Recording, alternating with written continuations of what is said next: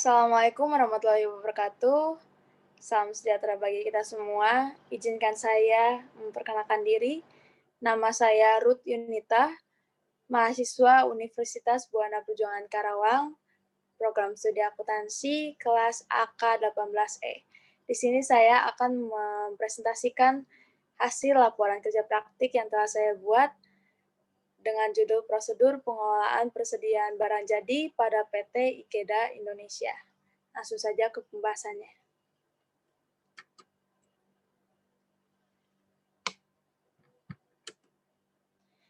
Yang pertama, pendahuluan, terdiri dari latar belakang, tujuan kerja praktik, waktu, dan pelaksanaan kerja praktik.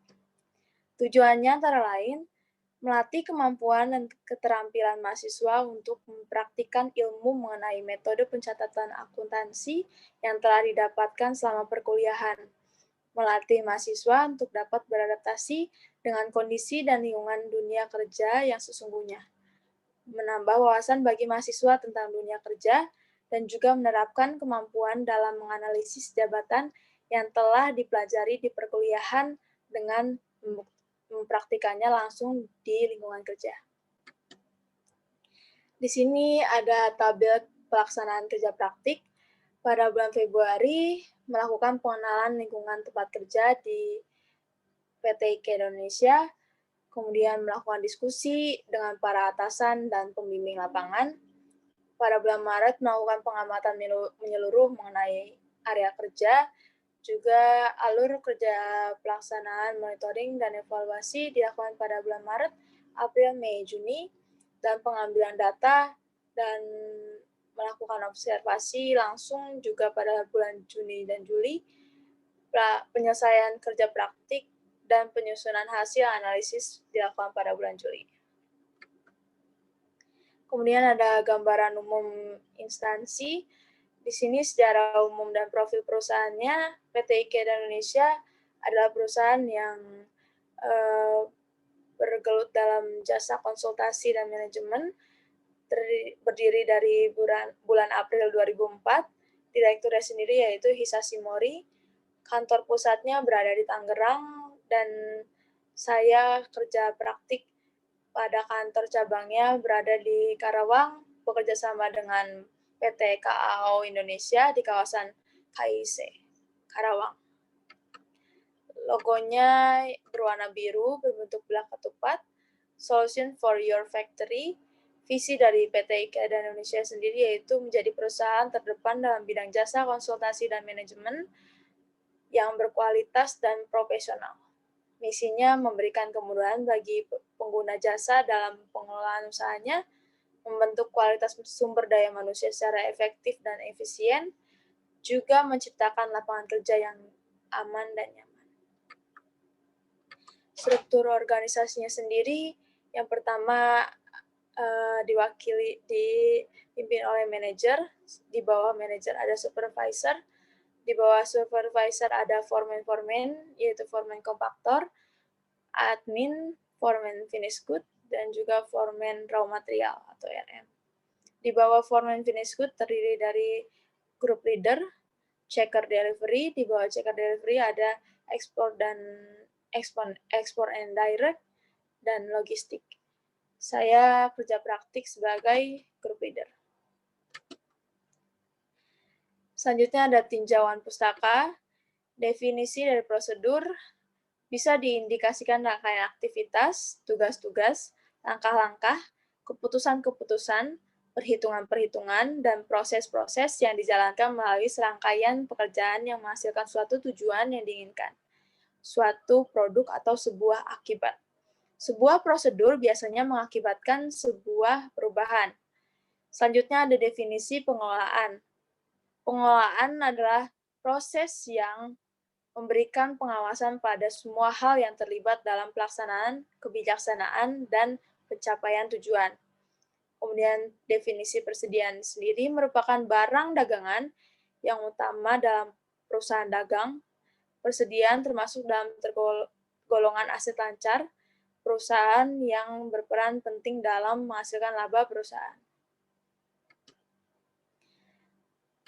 Di sini ada pembahasannya, Jenis-jenis persediaan ada 3, yaitu persediaan barang mentah atau raw material, persediaan barang dalam proses atau work in process, dan yang terakhir adalah persediaan barang jadi atau finished good. Dan kita akan membahas tentang persediaan barang jadi. Metode pengukuran dan pencatatan persediaannya terbagi menjadi 2, yaitu metode persediaan buku perpetual dan juga periodik. Dalam perpetual, metode buku setiap jenis persediaan dibuatkan rekening sendiri-sendiri yang merupakan buku pembantu persediaan. Rincian dalam buku pembantu bisa diawasi dari rekening kontrol persediaan barang dalam buku besar.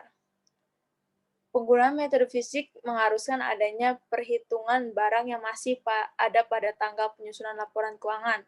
Perhitungan persediaan ini diperlukan untuk mengetahui berapa jumlah barang yang masih ada dan kemudian diperhitungkan harga pokoknya. Kemudian ada metode perhitungan harga pokok.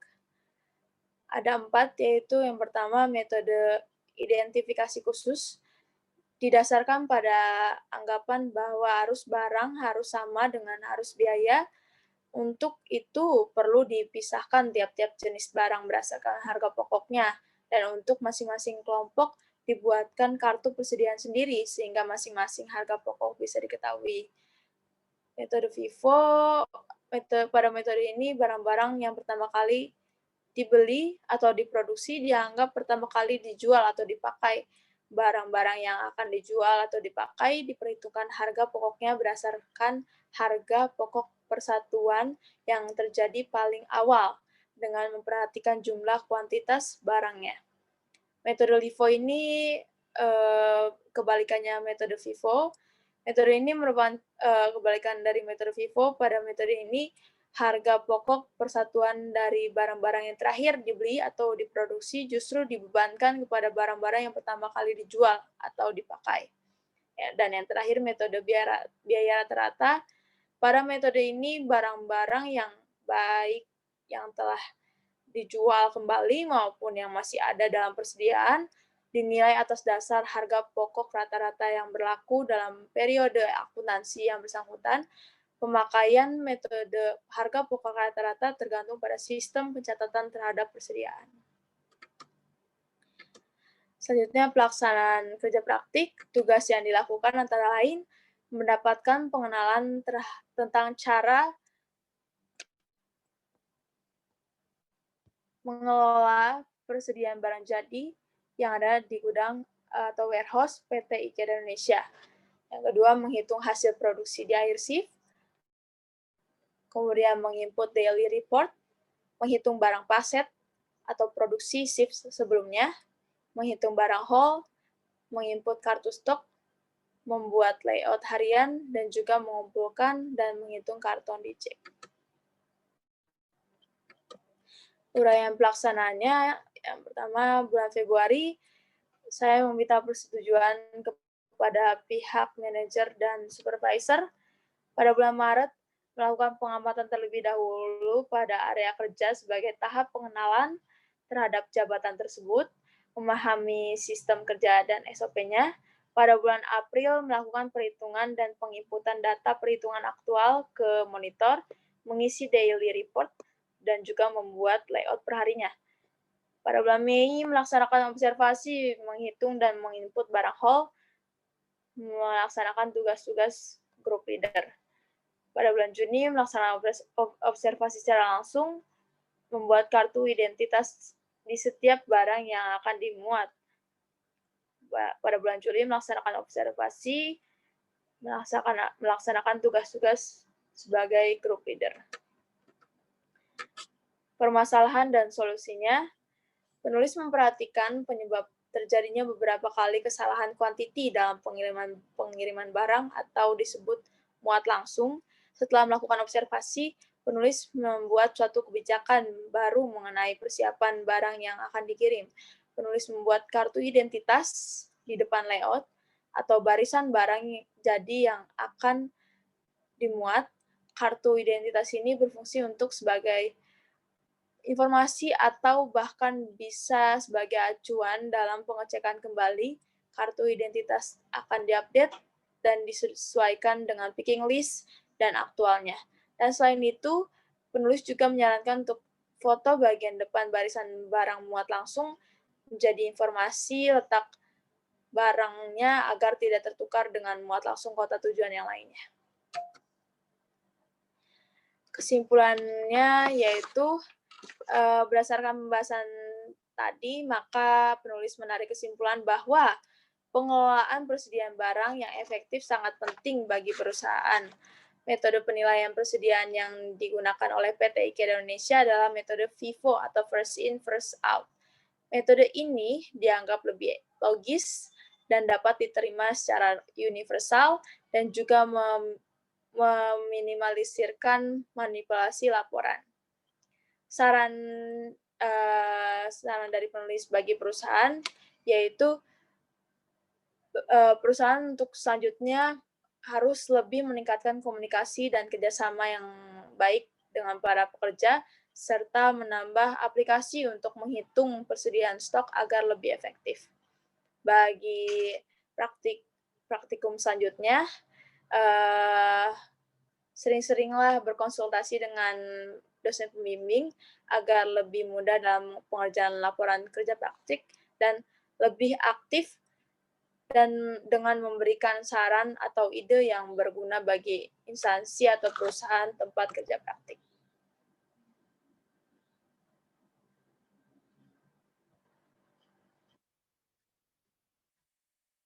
Demikian presentasi hasil laporan kerja praktik yang telah saya buat.